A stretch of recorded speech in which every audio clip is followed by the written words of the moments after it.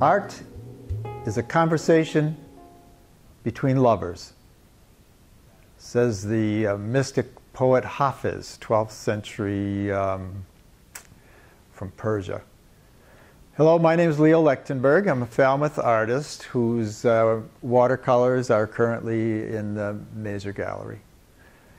I'd like to talk a little about art here today, but very little, because I think explanation of artwork is generally dull and often a little insulting to the viewer, because a good art should communicate on any number of levels, and every viewer has their own takeaway depending on their background and experience. No?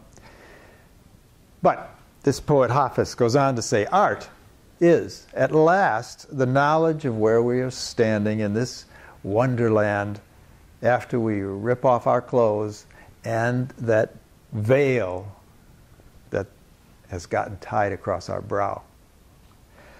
So the veil has been a consistent metaphor in my artwork over the last 30 years.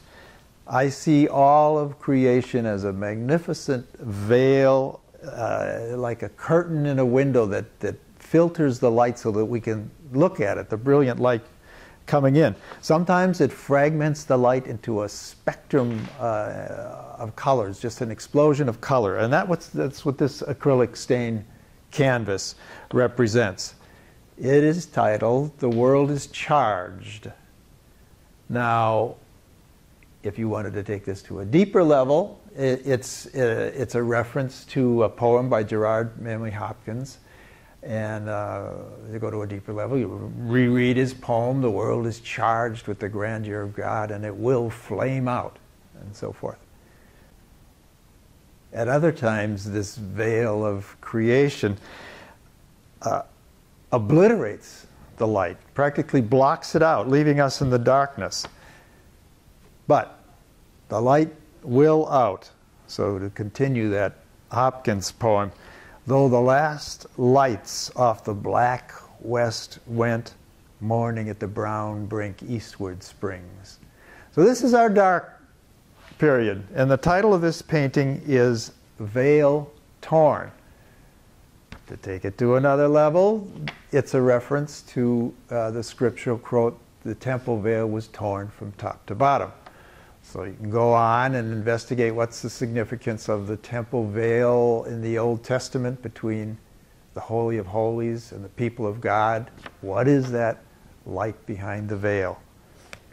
The rest of the gallery show here are smaller watercolors of very simple scenes. So is there some deep philosophy behind that? Let me read another Hafiz poem. This is called, "Where's the Door of the Tavern?" He often refers to the place of prayer as the tavern of the friend.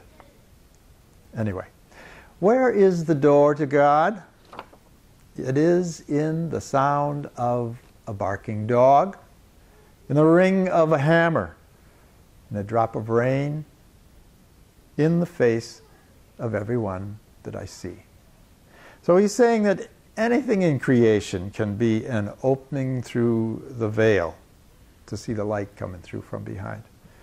Tiny flower, a little intricate shell, a thunderstorm, or the face of a friend.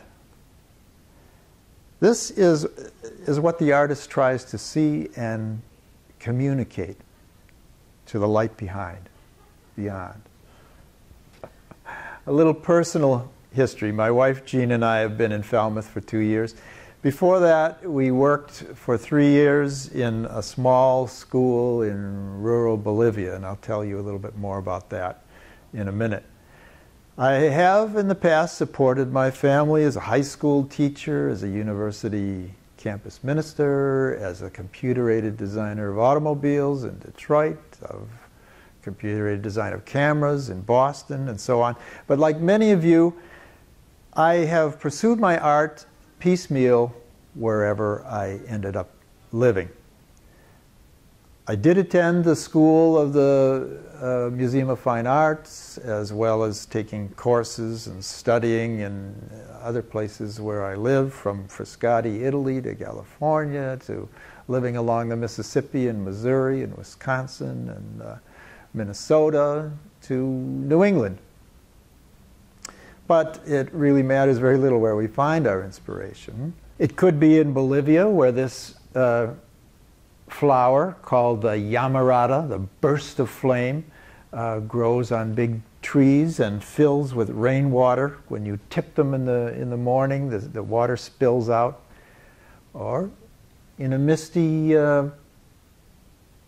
forest area of Falmouth, where the exotic lady slipper grows.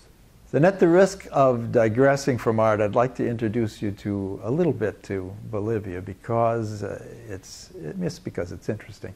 It's an incredibly beautiful country naturally. The faces of the people certainly inspired me to paint, but it's also a country of great poverty. It's really the poorest in South America. I did a score of oil paintings, but this is a watercolor show. The cloud forest area where we lived is valleys at perhaps 8,000 feet it was. Cloud forest because unlike the rainforest, here the trees are nourished by actually being at cloud level, the orchids and so forth in the trees. In this valley, some 30 years ago, came a sister from Boston, a nun named Sister Damon Nolan, whose father had a little restaurant in Roslindale once upon a time, just up the block from the Roach Brothers' original butcher shop. Anyway, she came to this area and was teaching literacy in the pueblos and became a principal of a grade school and then a high school. And she realized the poor people in the rural area have no chance of becoming professionals. They cannot afford the few universities in the cities in Bolivia. So she began a college 15 years ago with the help of the small town, Carmen Pampa, in which she lived. And they agreed they would help her build a school if it satisfied the needs of their area. And if the students would stay in their area and not migrate in a great brain drain to Spain, to Italy, to the United States. And not migrate, she wanted to give them an opportunity not to have to migrate to the big cities of Bolivia either, to what has become urban slums all over the world. This is what's happening because rural young people can't survive in the rural areas.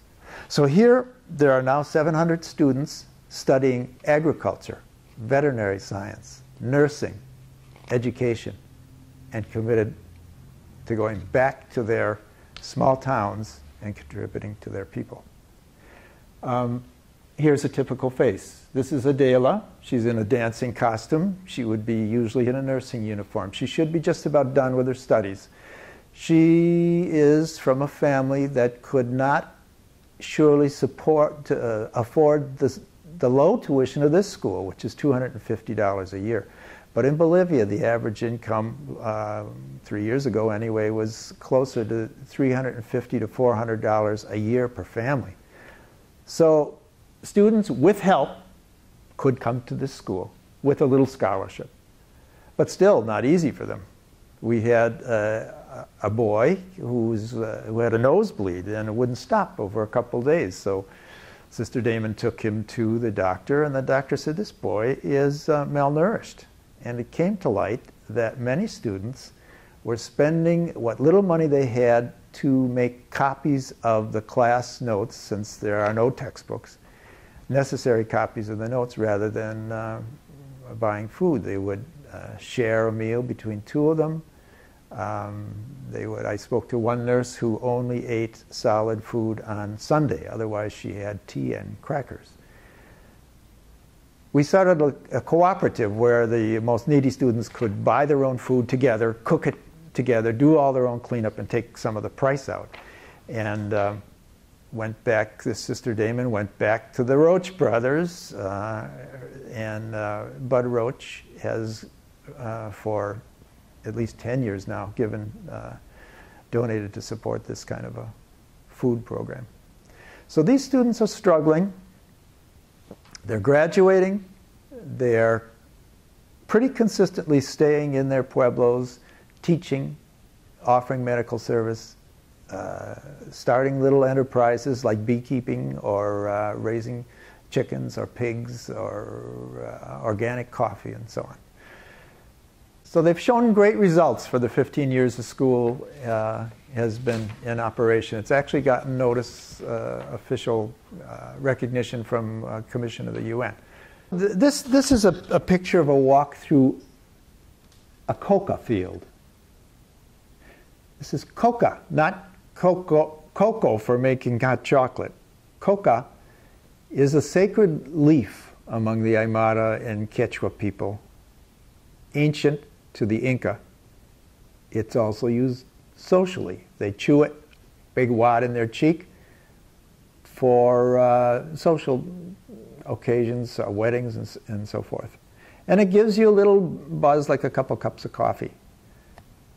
About 50% of the coca grown in this area is also transported by taxi, by motorcycle, by pickup truck down to the south of the country, where it disappears into cocaine manufacturing, which makes its way up here. How do they make cocaine? One way in the backwoods is they dig a pit in the jungle. They line it with the blue tarps that we all see at Walmart. They fill it with kerosene and some other chemicals, and they hire local young people to tramp up and down in that pit, which is filled with leaves, with coca leaves. It takes 100 pounds of coca leaves to make an ounce of cocaine. So it's a huge amount. People here do not use cocaine. And the leaf that they chew has no more similarity to cocaine than, well, I don't know, than some kind of concentrated caffeine might have. But they crush this leaves underfoot until it becomes a paste, and then the paste is dried into bricks and then shipped out. Of course, in the process of doing this, the young people that do it, their legs become covered with sores, and at a certain point they can't do it anymore, and they pay them off and send them on their way, and as often as not they are robbed on the way home, coming out of the jungle, and they stagger back to their pueblo broken and broke. And this is the kind of impact, you've read about the impact that drugs have in violence in Mexico and in corruption of government. But even back further down south in the rural areas, this is the impact of drugs. This is a little protection for your home in the little town where we were. Many houses through Bolivia have these. It's a little tin, it's made of tin cans, cut up, old Christmas tree ornaments, bulbs, little flags. It was probably painted before it got so rusty. But it's an offering to the spirits to protect the house against any ill wishes of jealous neighbors and so on. This is an abandoned chapel, sort of melting in the rain. The adobe will kind of melt. You know, it's really just mud and blocks that's been dried, so it will melt if the eaves of the roof don't protect it. My son, who was down there, said this is really Pachamama reclaiming her own.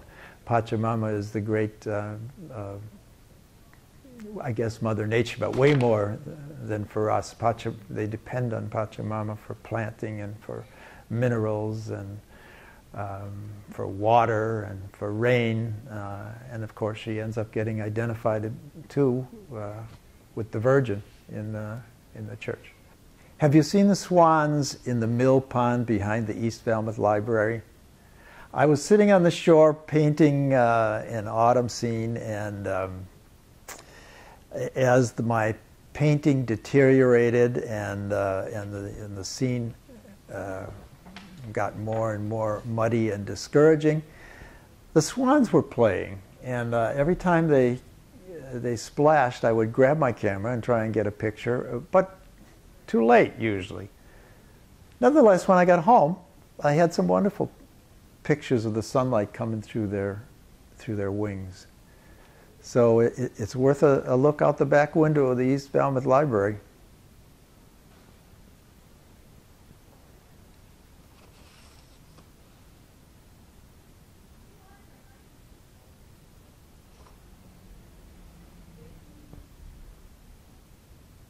So since returning from Bolivia, my wife and I have been here in Falmouth. I'm working full-time from my studio.